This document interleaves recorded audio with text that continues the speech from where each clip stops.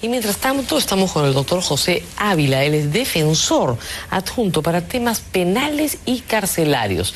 El tema, por supuesto, es la situación del penal de Chayapalca. Nos acaban de enviar una información del Ministerio del Interior donde ya nos dan una cuenta de los recapturados, que parece ser la oficial.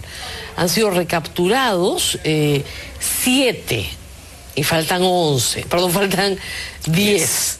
Ayer fueron capturados 2 y hoy día 5, porque ayer dijeron que eran 5, pero no, ayer 2 y ahora 5 más, son 7.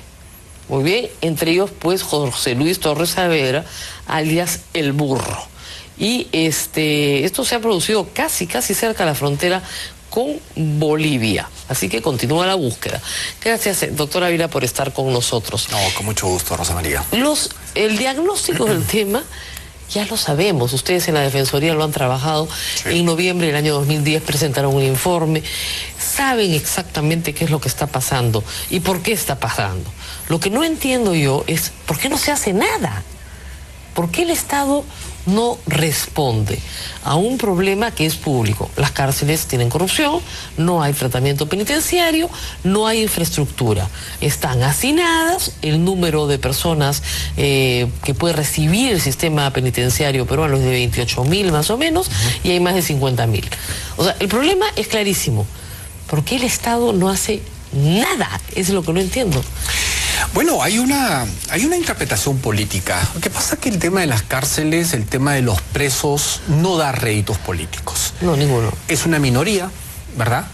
Y la democracia lo que tiene que satisfacer son las expectativas de las mayorías. Esa es una lectura, una interpretación política que parece ser real.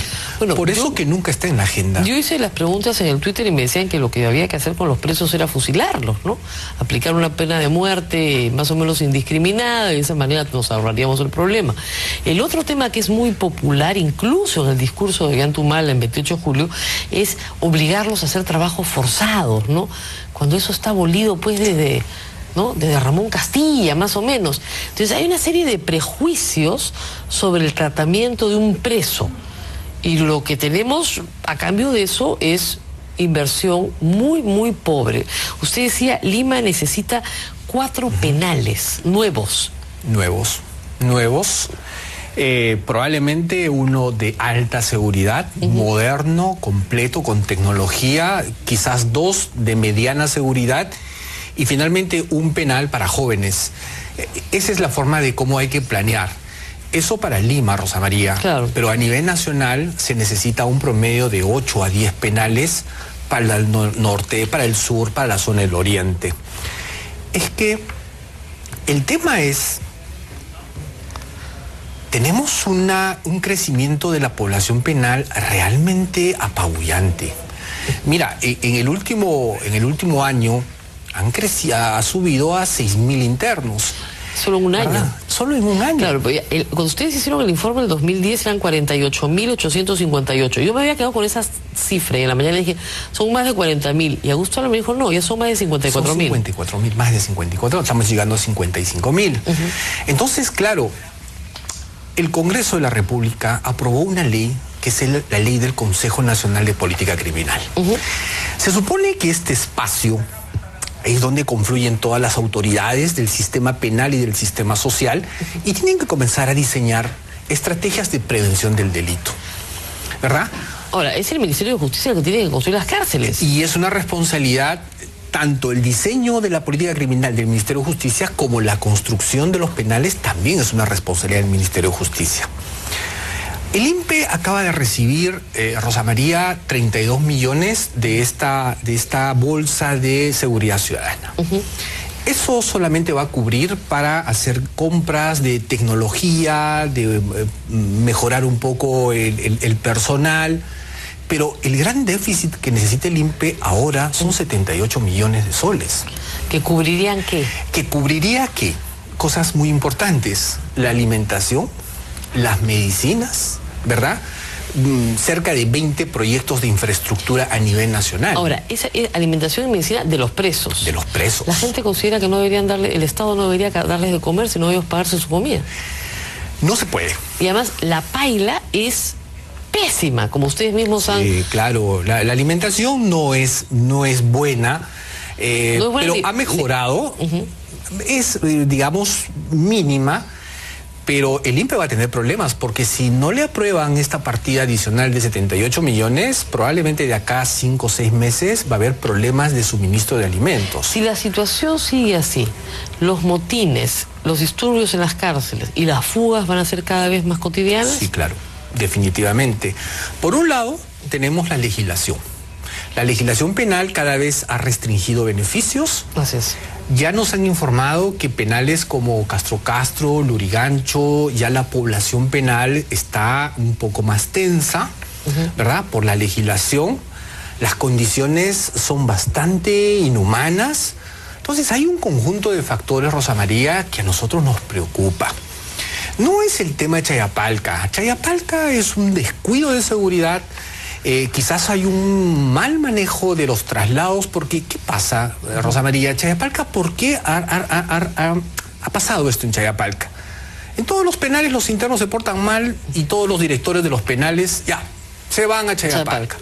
Entonces Chayapalca estaba 139 internos de altísima peligrosidad, probablemente lo más rankeado a nivel nacional. Son 17 internos que se han fugado, y que este planeamiento solo es propio de una cultura criminal. Entonces son internos muy peligrosos. Y por otro lado, el penal de Chayapalca, su infraestructura, su seguridad, el tema de personal, estaba muy descuidado. Claro, porque ahí la seguridad te la pone el clima. Entonces, como todos se pelan de frío, está a 4.600 metros de altura, ¿tú crees que con eso mantienes a la población carcelaria tranquila? Y no es así. Ahora, ha demostrado que solamente no es así. habían 13 trabajadores para una población de 139, que dicen que no está mal porque es 10-1, pero... No. Y no era un penal asignado tampoco. No es exactamente 13. 10-1. Eran más o menos 40 agentes penitenciarios que tenían la responsabilidad de cuidar más o menos 140 internos, pero qué mejor. Son internos de alta peligrosidad. Claro, pero 3-1, pues más o menos es un buen... Para el resto del país es magnífico. Excelente. O sea, excelente es un penal la ratio. Claro, es un penal que no estaba asignado, por el contrario, tiene menos prisioneros de los que... menos reos, para usar la palabra correcta, de los que pueden estar ahí. Es un penal que, digamos, las condiciones de acceso son muy duras y las de salida también. Así es. Entonces, ¿cómo se van a escapar 17 de ahí? Es un descuido de seguridad. O corrupción. Con un componente posiblemente de corrupción. Claro. Entonces hay que esperar las investigaciones que disponga el presidente del INPE y tiene que informar a la ciudadanía de qué es lo que pasó. Ahora, en las cárceles del Perú existe un sistema de gran corrupción, pero ¿qué es el que permite que haya cierta paz dentro de las cárceles? Sí. O sea, si hubiera un sistema rígido por el cual no entran cigarrillos, por ejemplo, a las cárceles, usted tiene un motín al día siguiente. Sí, por supuesto. El caso de la droga funciona. Y en el caso de la droga, normalmente pasa lo mismo. Funciona con esa lógica, así efectivamente. Es. Si no dejamos que entre, bueno, son adictos, pues, que se droguen. Sí, es verdad, pero todas estas cosas, Rosa María, suceden porque tenemos un sistema penitenciario que ha colapsado, ¿verdad?